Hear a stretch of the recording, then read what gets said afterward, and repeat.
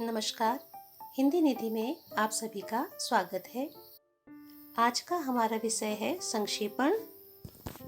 संक्षेपण किसे कहते हैं तथा उसकी क्या विशेषताएं हैं, इसके विषय में आज हम जानेंगे। संक्षेपण अथवा सार लेखन से अभिप्राय है किसी अनुच्छेद, परिच्छेद, विस्तृत टिप्पणी अथवा प्रतिवेदन को संक्षिप्त कर देना।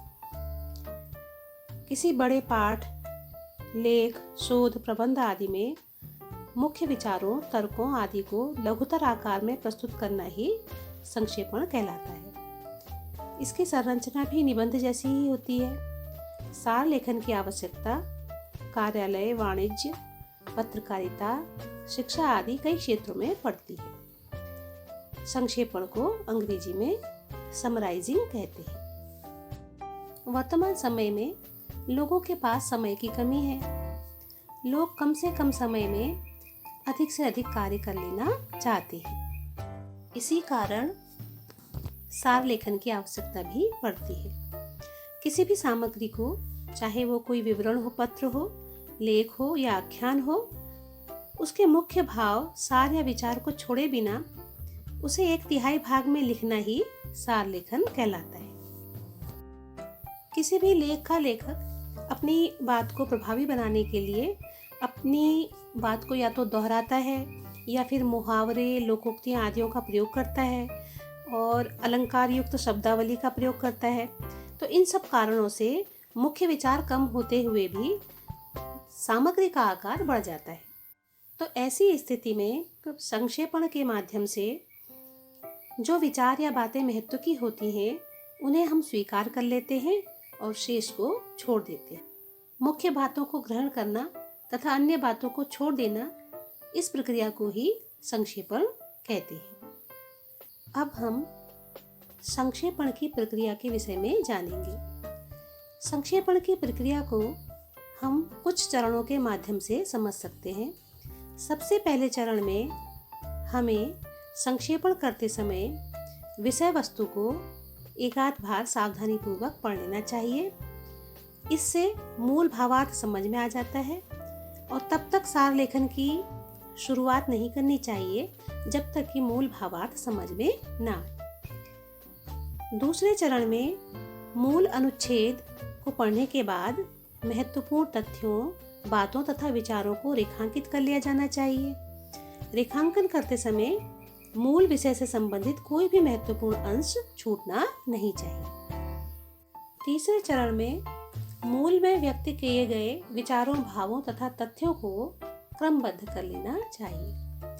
अब चौथे चरण में हम देखेंगे कि जहाँ तक संभव हो संक्षिप्त प्रसंग को सरल तथा स्पष्ट भाषा में प्रस्तुत करना चाहिए, उसमें कठिनता नहीं होनी चाहिए। पांचवा चरण है मूल अनुच्छेद के 1/3 में संक्षेपण करना चाहिए। जितना बड़ा पाठ है उसका 1/3 में हमें संक्षेपण करना होता है। छठे चरण में संक्षेपण करते समय मूल अनुच्छेद में वर्णित या उल्लिखित कहावतों, मुहावरों तथा अलंकार आदि को हटा देना चाहिए, क्योंकि संक्षेपण में अलंकार, कहावतें और मुहावरों आदि की कोई आवश्यकता नहीं होती है। अब इसका आता है 7वां चरण, जिसमें हमें संक्षेपण करने के बाद उसके लिए सुयोग्य शीर्षक का चयन करना चाहिए। मतलब जो पाठ है जिसका हमने संक्षेपण किया है, उसके लिए हमें ऐसे शीर्षक का चयन करना चाहिए जिससे उस मूल पाठ के भावार्थ को सामने लाया जा सके, अर्थात जो उस मूल पाठ के भावार्थ पर आधारित हो। ऐसा शीर्षक हमें उसके लिए चुनना चाहिए। तो इन चरणों से गुजरकर हम किसी भी पाठ का संक्षेपण करने में समर्थ हो जाते हैं और हम किसी भी पाठ का अच्छे से संक्षेपण कर सकते हैं। अब हम देखेंगे संक्षेपण की विशेषताएं। संक्षेपण की कुछ विशेषताएं होनी चाहिए। तो सबसे पहली विशेषता है संक्षेपण स्वतः पूर्ण होना चाहिए। अर्थात जो संक्षेपण है उसमें ऐसा नहीं होना चाहिए कि पाठ की कुछ महत्वपूर्ण बातें उसमें नहीं आई और पाठ अधूरा लगे, वो पूर्ण होना चाहिए।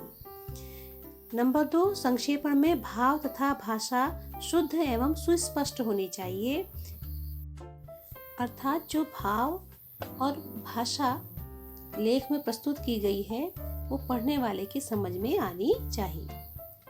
तीसरी विशेषता है संक्षेपण की भाषा में प्रवाह तथा क्रमबद्धता होनी चाहिए, अर्थात लेख के सारे वाक्य एक दूसरे से क्रमबद्ध रूप से जुड़े हुए होने चाहिए, जिससे उसके भाव और विचारों को समझने में कोई रुकावट न आए।